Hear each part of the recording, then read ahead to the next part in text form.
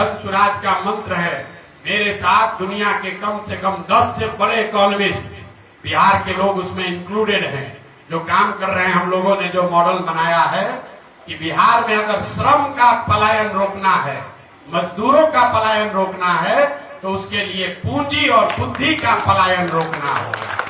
आपको जो मजदूर जाता है ट्रेन में बैठ के, वो पलायन दिखता है, लेकिन पूंजी का पलायन नहीं दिखता, बुद्धि का पलायन नहीं दिखता है।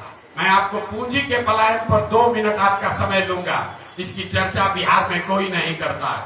पूंजी समाज में आता कहां से?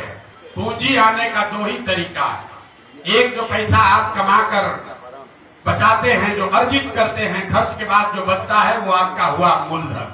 और पूंजी का दूसरा स्रोत है बैंकों से मिलने वाला कर्ज, लोन। तो ज्यादातर लोग कुछ हिस्सा अपना पैसा, अपना बचत का लगाते हैं और 2/3 या 60%, 70% पैसा लोन से लेते हैं, बिजनेस धंधा करने के लिए, गाड़ी खरीदने के लिए, घर बनाने के लिए। आप लोग यहाँ आए हैं गाड़ी से, मोटरसाइकिल से, शायद ही कोई ऐसा आदमी होगा जो बिना फाइनेंस के गाड़ी और मोटरसाइकिल खरीदा होगा। पूंजी की इतनी ताकत है और बिहार में पूंजी है ही नहीं। पूंजी क्यों नहीं है? क्योंकि यहाँ प्रति व्यक्ति आय है 32,000 रुपया। याद रखिए, नेता लोग जितना भी दावा कर ले, देश में प्रति व्यक्ति आय है 1,35,000, बिहार में प्रति व्यक्ति आय है 32,000। और उसमें भी अगर पटना और बेगूसराय 2 को जिला हटा दीजिएगा तो बिहार में प्रति व्यक्ति आय है 24,000 रुपया। 100 में 80 आदमी बिहार में आज की तारीख में भी 100 रुपया नहीं कमाता है। यहाँ बैठा हुआ बहुत आदमी तुरंत कहेगा कि मजदूरी 300 रुपया है तो 100 रुपया कैसे नहीं कमा रहा है?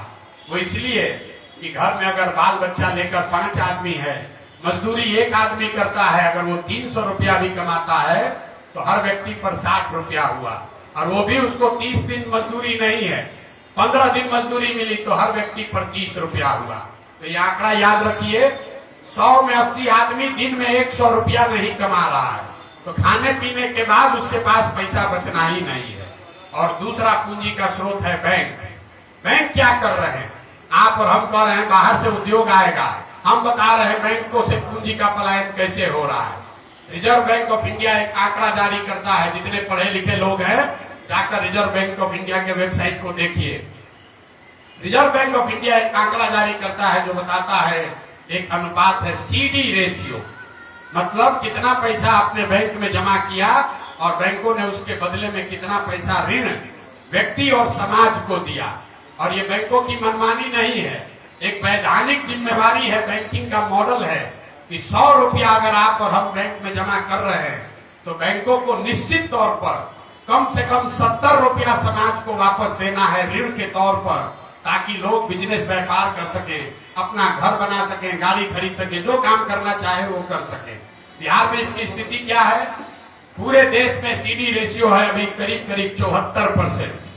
मतलब अगर 100 रुपया पूरे देश के लोगों ने बैंकों में जमा किया तो बैंकों ने 74 रुपया वापस किया समाज को। बिहार में 1990 से लेकर पिछले वित्तीय वर्ष तक CD रेशियो है 40%। लालू जी के जमाने में ये घट के हो गया था 18%। मतलब 100 रुपया जो हम लोग जमा कर रहे हैं बैंक में, तो 18 रुपया ही बैंक वाला ऋण के तौर पर वापस दे रहा है। इसका असर क्या हुआ? पिछले फाइनेंशियल ईयर में, पिछले वित्तीय वर्ष में बिहार की गरीब जनता ने, बाहर के उद्योगपतियों ने नहीं, बिहार की गरीब जनता ने यहाँ के बैंकों में जमा किया 4,61,000 करोड़ रुपया। 4,61,000 करोड़ रुपया बिहार के बैंकों में जमा हुआ। CD रेशियो अगर 70 होता तो बिहार के लोगों को 2,80,000 करोड़ रुपया लोन के तौर पर मिलना चाहिए था। मिला कितना? 1,61,000 करोड़। बाकी का पैसा कहां गया? बाकी का पैसा बैंकों ने यहां से उन राज्यों में ट्रांसफर कर दिया जहां उद्योग धंधे लग रहे हैं, जहां रोजगार है, जहां तरक्की है। गुजरात में, कर्नाटक में, केरल में, तमिलनाडु में, आंध्र प्रदेश और तेलंगाना में CD रेशियो 90 या उससे ज्यादा है। वहां के लोग अगर 100 रुपया जमा कर रहे हैं तो बैंक वाला 105 रुपया लोन दे रहा है।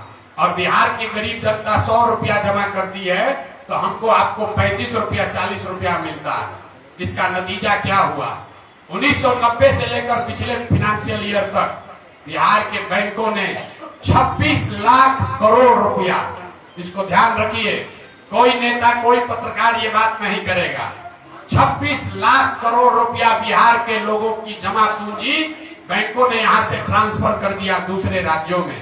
और आप सोच रहे हैं कि कोई 2000 करोड़ रुपया लाकर चीनी मिल बना दे। अरे अपना घर लूट गया। 26 लाख करोड़ रुपया बैंकों ने बिहार के लोगों का दूसरे राज्य में दे दिया, और आप और हम सोच रहे हैं कि 2000 करोड़ रुपया कोई बाहर से लेकर आए। अब आप कहिएगा भैया सरकार में कोई इसका बात क्यों नहीं कर रहा है? बिल्कुल इसका बात होना चाहिए। आपकी जानकारी के लिए बता दें कि सीडी रेशियो को देखने के लिए मुख्यमंत्री की अध्यक्षता में कमेटी है, जिसको हर महीने बैठना है, जिसको ये सुनिश्चित करना है कि बैंक ये पैसा लोगों को दे। लेकिन जैसे डॉक्टर इंजीनियर मुख्यमंत्री का बात नहीं सुन रहा है, जैसे पुलिस और शिक्षक बात नहीं सुन रहे हैं, जैसे सीओ बीडीओ बात नहीं सुन रहा है, वैसे बिहार में बैंक वाले भी मुख्यमंत्री का, सरकार का बात नहीं सुन रहे हैं। इसीलिए ये दुर्दशा है। तो जन सुराज का जो प्रयास है कि अगर 70% भी सीडी रेशियो बिहार में कर दिया जाए तो हर साल करीब करीब 2.5 लाख करोड़ रुपया एडिशनल यहाँ इन्वेस्ट होने लगेगा। आप बड़ा घर बना सकेंगे, ज्यादा बड़ी गाड़ी खरीद सकेंगे, ज्यादा लोग मोटरसाइकिल खरीद पाएगा, ज्यादा लोग रोजी रोजगार कर पाएगा। जब लोग रोजी रोजगार करेंगे तो स्वाभाविक है यहाँ पर और एम्प्लॉयमेंट जनरेट होगा, उससे यहाँ से पलायन रुकेगा। और अगर पूंजी का पलायन रुका तो उससे बुद्धि का भी पलायन रुकेगा। जो पढ़ लिख कर लोग बाहर जा रहे हैं वो लोग यहाँ वापस आएंगे, और जब बुद्धि और पूंजी दोनों का पलायन रुकेगा तो श्रम का पलायन अपने आप रुक जाएगा। जो फाइनेंशियल मॉडलिंग की गई है, आपने रघुराम राजन का नाम सुना होगा। आरबीआई के गवर्नर थे यहाँ पर, तमिलनाडु के हैं, बहुत बड़े इकोनॉमिस्ट हैं। लेकिन आपको प्राची मिश्रा का नाम नहीं मालूम होगा। यही पटना की लड़की है। जितने बड़े इकोनॉमिस्ट रघुराम राजन है, उतने ही बड़ी इकोनॉमिस्ट प्राची मिश्रा भी है।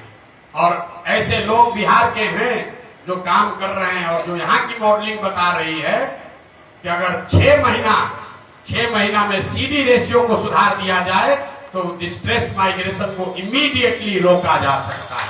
तो ये जन स्वराज का मंत्र है कि पूंजी के पलायन को रोककर बुद्धि का पलायन रोका जाए, और दोनों के पलायन को रोक के श्रम का पलायन रोका जाए।